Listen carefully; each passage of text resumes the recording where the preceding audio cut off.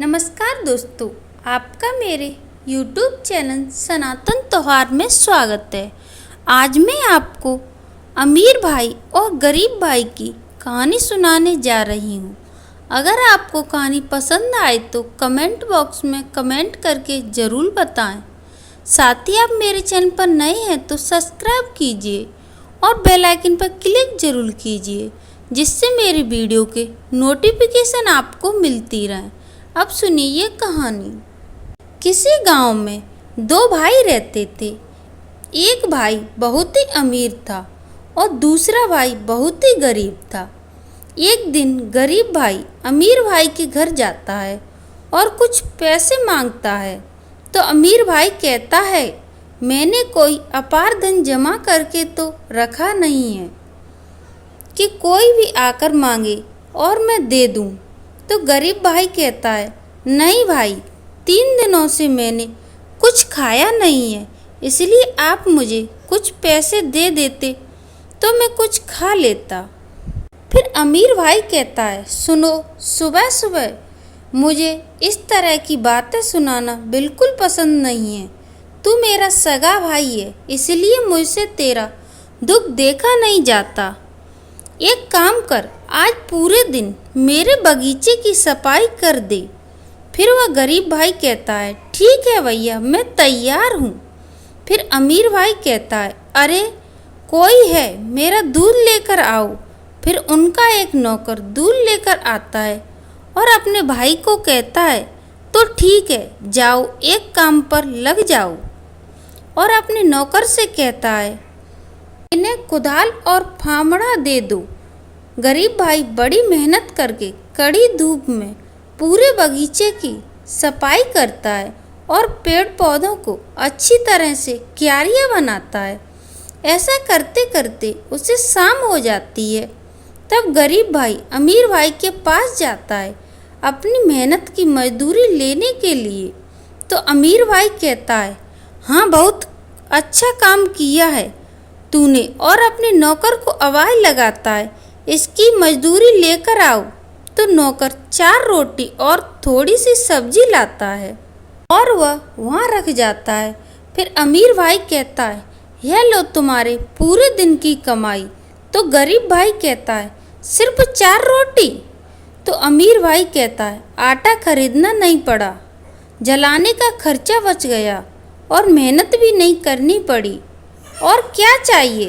तो गरीब भाई कहता है, हाँ वही तो, और क्या चाहिए मुझे? फिर अमीर भाई कहता है, सुन, कल मेरा जन्मदिन है, तू और तेरी बीवी घर पर खाना खाने आ जाना और लोगों को थोड़ी मदद कर देना। तो गरीब भाई कहता है, ज़रूर आऊँगा भैया। भैया के जन्मदिन में भाई ना आए, ऐसा हो सकता है क्या? ज़रूर आऊँगा, मैं चलता हूँ। 4 रोटी लेकर गरीब भाई अपने घर पहुँच जाता है। तो उसकी बीवी कहती है, क्यों जी, आपने सारे दिन मेहनत की और भैया ने सिर्फ 4 रोटी ही दी। फिर गरीब भाई कहता है, भैया ने परिश्रम की जितनी कमाई समझी उतनी ही मुझे दे दी। इसे खाकर पानी पी लेते हैं, पेट भर जाएगा। तो उसकी बीवी कहती है, और कल क्या होगा? तो वह कहता है, अरे हाँ, कल तो निमंत्रण है, अच्छा अच्छा खाना मिलेगा, बहुत सारा खाना खाने को मिलेगा। फिर उसकी बीवी पूछती है, कल निमंत्रण कहाँ है, यह तो बताइए। तो वह कहता है, कल भाई का जन्मदिन है, उन्होंने हम दोनों को बुलाया है। तो उसकी बीवी कहती है, क्या कह रही हैं, भैया ने हमें बुलाया है? तो वह कहता है, आखिर मैं उनका छोटा भाई हूँ, बस थोड़ा काम में हाथ बटाना होगा, मुझे तो थोड़ा काम करना ही होगा। तो उसकी बीवी कहती है, भाई का जन्मदिन है, पर हम खाली हाथ कैसे जाएंगे?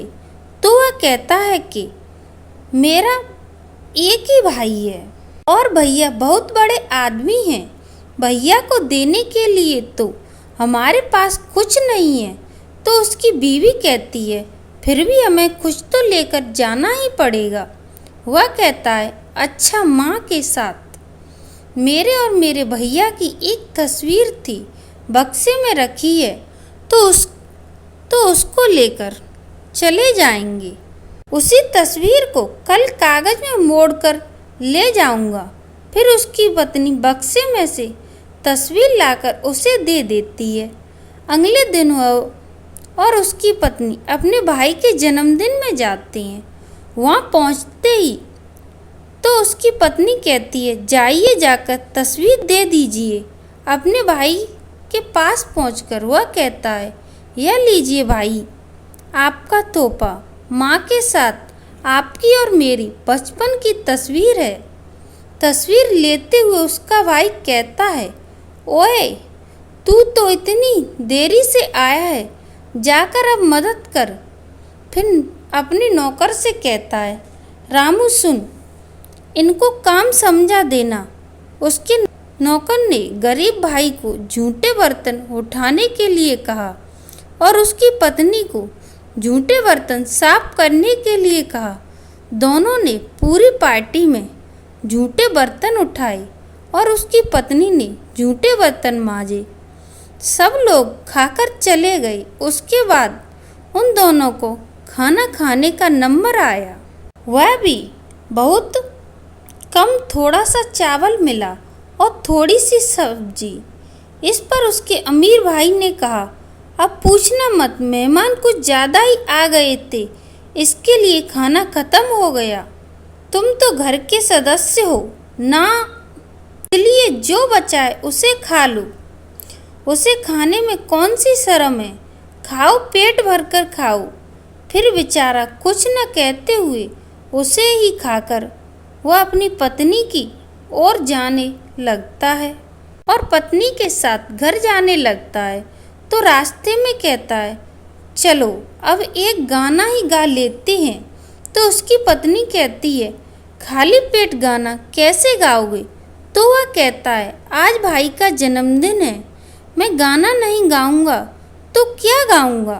तो उसकी पत्नी कहती है, खाली पेट गाना गाने की मेरी इच्छा नहीं है, आपके भैया का जन्मदिन है, आप ही गाइए। फिर वह गाना गाने लगता है, भैया तेरा जन्मदिन आए हर साल जैसे ही वह गाना गाता है। उसके पीछे पीछे कोई और गाना गाने लगता है, भैया तेरा जन्मदिन आए हर साल। तो वह अपनी पत्नी से पूछता है, अरे यह गाना तुमने गाया क्या? तो उसकी पत्नी कहती है, नहीं मैंने तो नहीं गाया। तो वह कहता है, तो फिर मेरे साथ किसने गाना गाया? उसकी पत्नी थोड़ी देर आगे चली जाती है और वहीं रुक जाता है वह। तभी उसके अंदर से एक व्यक्ति निकलता है जो फटा पुराना कपड़ा पहना हुआ था और बहुत ही कमज़ोर अवस्था में होता है। फिर उससे पूछता है, क्या तुमने गाना गाया? तो वह कमज़ोर व्यक्ति कहता है, हाँ मैंने गाना गाया। फिर वह गरीब भाई पूछता है, पर क्यों, और तुम हमारे साथ क्यों चल रहे हो, बोलो।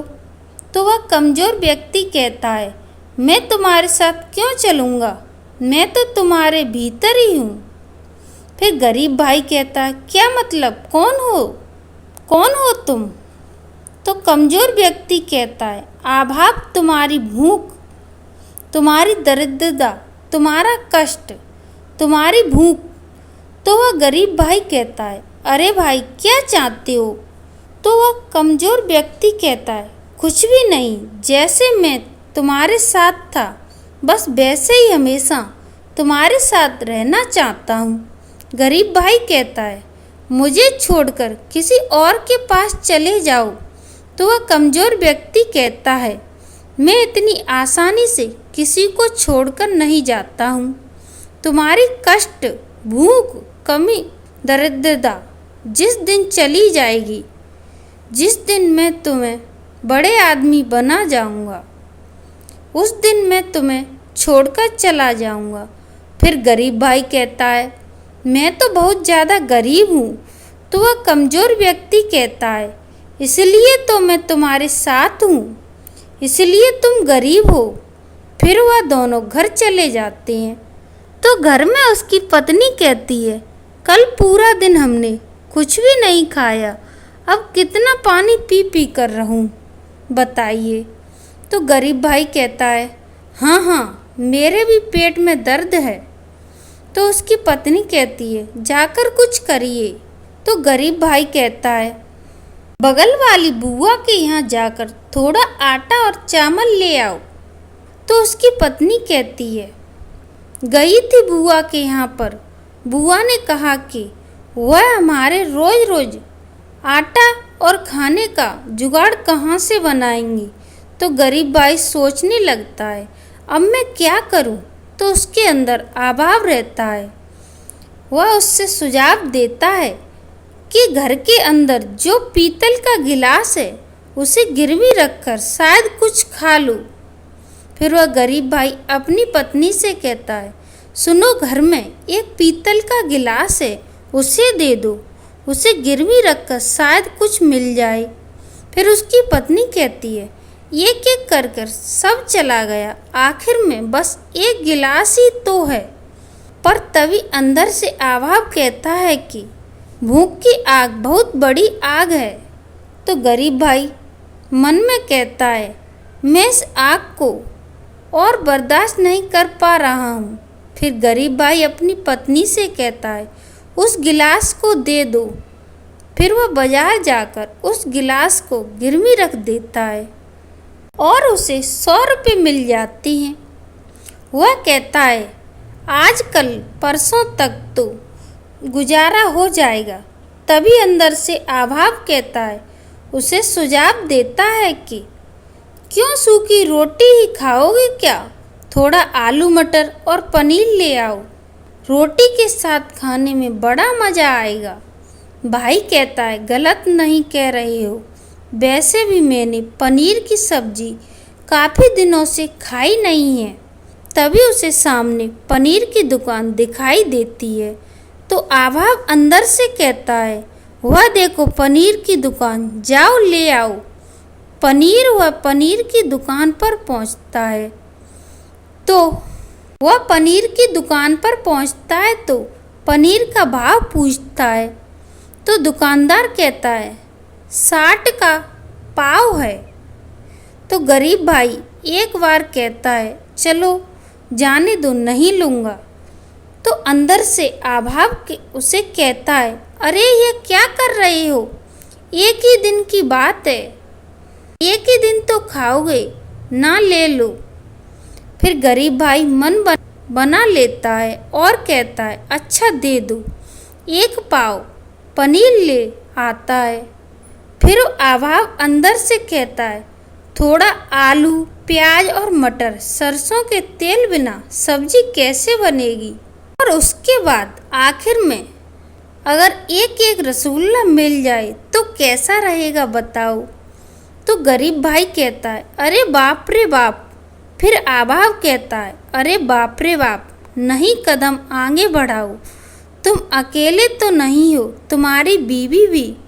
तुमने कितने दिनों से कुछ अच्छा नहीं खाया है, जरा सोचो, आज जब मौका है तो खा लो। और वह मटर पनीर की सब्जी के साथ रसगुल्ला सब सामान लेकर घर आ जाता है। तो उसकी बीवी कहती है, क्या गिलास गिरवी रखकर राजा बन गए, आलू मटर और पनीर और रसगुल्ला सब लेकर आ गई। फिर गरीब भाई कहता है, अरे एक ही दिन तो खाऊंगा ना। तो उसकी बीवी कहती है, तो क्या दूसरे दिन पेट पर कपड़ा लपेट कर रहोगे। तो भाई कहता है, कल की कल देखी जाएगी, भूखे पेट की आंतें जल रही हैं। फिर सब खाना बना जाता है और लोग खाना खाकर सो जाते हैं। दूसरे दिन फिर गरीब भाई अपने अंदर बैठे अभाव से कहता है, अभाव अब आज क्या करेंगे। तो अभाव कहता है, आज जंगल में लकड़ी काटेंगे। फिर गरीब भाई कहता है, अरे क्या कह रहे हो, मेरे पास तो कुल्हाड़ी भी नहीं है और ना ही आरी है, मैं लकड़ियाँ कहाँ से काटूं। तब अभाव कहता है, बगल वाले घर से आरी और कुल्हाड़ी मांग लो। गरीब भाई कहता है, अरे वह क्या दे देंगे, हमें तो अभाव कहता है, दे देंगे जरूर। उनसे कहना कि लकड़ियां बेचकर जो आमदनी होगी उससे कुल्हाड़ी और आरी का किराया चुका देंगे। फिर गरीब भाई कहता है, तुम कहते तो सही हो, चलो मांगता हूँ। फिर वह आरी और कुल्हाड़ी लेकर आभाव के साथ जंगल में गया। रास्ते में चलते चलते आभाव उससे कहता है, इस जंगल में बड़ा पत्थर कहाँ है, क्या तुम जानते हो? फिर गरीब आदमी कहता है, हाँ जानता हूँ, पूरी जिंदगी यही तो लकड़ियाँ काटी हैं। तो आभाव कहता है, उस तरफ ही चलो। तो गरीब आदमी कहता है, आभाव तुम्हारे मन में क्या चल रहा है, मैं कुछ समझ नहीं पा रहा हूँ। मुझसे सब खर्च तो करवा लिया, अब क्या मेरी जान लेना चाहते हो? तो आभाव कहता है कि अभाव होने के कारण तो तुम पहले ही मर जाओ, और कितनी बार मरना चाहते हो, चलो चलो। फिर उस बड़े पत्थर के पास पहुंचते ही आभाव कहता, इस पत्थर को हटाओ। तो गरीब आदमी कहता है, इतने बड़े पत्थर को मैं अकेले कैसे हटाऊंगा? फिर आभाव कहता है, सोचो, तुम्हारे घर की छत पर एक छेद है, अत्यधिक बारिश में पानी टपक रहा है, धक्का दो। तुम्हारी पत्नी के पास एक ही साड़ी है, वह भी फटी हुई है, तुम्हें बहुत जोरों से भूख लगी है। इस तरह का कर आभाव उसके अंदर हिम्मत बनाता है और वह खूब जोर लगाकर उस पत्थर को हटा देता है। फिर आभाव कहता है, देखो तुमने क्या कर दिखाया। फिर गरीब आदमी कहता है, कैसे किया मैंने? तो आभाव कहता है, तुमने नहीं, तुम्हारे आभाव ने। तुम्हारे द्वारा पत्थर हटा लिया गया है, और पत्थर हटा तो उस जगह में एक सुरंग थी। फिर आभाव बोला, अब देखो अंदर 2 घड़े हैं, उसे उठा लो। फिर गरीब आदमी उस सुरंग के अंदर जाता है और अंदर 2 घड़े रहते हैं, और घड़े का ढक्कन हटाता है तो देखता है, अरे यह क्या है? यह तो सोनों की मोहरों से भरा हुआ है घड़ा। फिर बाहर से आभाव कहता है, ले लो, चलो मज़े से जीवन बिताएंगे। और गरीब आदमी उन दोनों घड़े को उठाकर सुरंग से बाहर आ जाता है। फिर उस गरीब आदमी के दिमाग में एक ख्याल आता है और आभाव को कहता है, आभाव और क्या है, जरा जाकर अंदर देखो। आभाव कहता है, ठीक है, जाकर देखता हूँ। आभाव जैसे ही उस सुरंग के अंदर जाने के लिए झुकता है तो गरीब आदमी उसके पीछे से धक्का दे देता है और धड़ाम से अंदर गिर जाता है, और वह गरीब आदमी फिर से उस पत्थर को धक्का देकर सुरंग को बंद कर देता है। फिर आभाव अंदर कहता है, यह तुम क्या कर रहे हो? तो गरीब आदमी कहता है, तुम इस सुरंग में दबे पड़े रहो, अगर तुम साथ रहोगे तो यह सारी मोहरें 2 दिन में ही ख़त्म हो जाएंगी, और ऐसा बिल्कुल मैं होने नहीं दूंगा। मैं भी कुछ दिनों बाद और अपने अमीर भाई के पास जाता है और कहता है, भैया कल मेरा जन्मदिन है, आप आइएगा ज़रूर। फिर उसका भाई अमीर भाई कहता है, अरे तू अपने जन्मदिन पर मुझे निमंत्रण दे रहा है? फिर वह गरीब भाई कहता है, हाँ, आखिर में मेरे अपने कहे जाने वाले आप ही तो हो। यहाँ गांव के सभी लोग आएंगे, आप भी आ जाना। बहुत सारी खरीदारी करनी है, चलता हूँ। फिर उसका भाई अमीर सोचने लगता है कि एक ही दिन में जो मेरे यहाँ काम किया करता था, बस कुछ एक रोटी के लिए वह आज बहुत खरीदारी करने लगा है, इस मामले को देखना ही पड़ेगा। फिर उसका अमीर भाई अगले दिन अपनी गरीब भाई की जन्मदिन पार्टी में पहुंचता है तो वह देखता है कि उसका भाई सबको बड़े प्यार से खाना खिला रहा था। यह सब उसका अमीर देखकर सोचता है कि अरे पुलाव, मिठाई, पूरी, अरे यहाँ तो कमाल की बात है। घर को भी 2 दिनों में चमका दिया। ऐसा लगता है कि यह मुझसे भी ज़्यादा अमीर बन गया है। लेकिन पता लगाना होगा यह सब कैसे हुआ। तभी गरीब भाई मिल जाता है और कहता है, अरे भाई आप आ गए, आइए चलिए कमरे में चलिए, पहले मुंह मीठा कीजिए। उसके बाद सब मिला देता है। कमरे में कमरा भी एकदम शानदार था। उसमें सोफा और कलर किया हुआ। तो उसका अमीर भाई पूछता है, अरे तुझने, गरीब भाई कहता है, अरे तुझे इतने रुपए कहाँ से मिले। तो गरीब भाई कहता है, यह तो बहुत लंबी कहानी है भैया। फिर अमीर भाई कहता है, हम दोनों तो सगे भाई हैं, मुझे नहीं बताएगा तो किसको बताएगा। वह कहता है, हाँ वह तो ठीक है, तो सुनिए। फिर वह गरीब भाई अमीर भाई को सारी बात बता देता है कि आभाव ने कैसे उसे उस पत्थर के पास ले गया, वहाँ से 2 गड़े सोने की मोहरें लेकर आया है और आभाव उसी सुरंग में बंद करके आ गया है। इतना सुनते ही उसका अमीर भाई वहाँ से उठकर चला गया उस बड़े पत्थर के पास जाकर, और वह चिल्लाता ही रहा, अरे बड़े भाई कहाँ जा रहे हो, मिठाई तो खाते जाओ। फिर अमीर भाई रास्ते में गुस्से से कहता है, जा रहा था कि मुझसे बड़ा अमीर कैसे बन गया।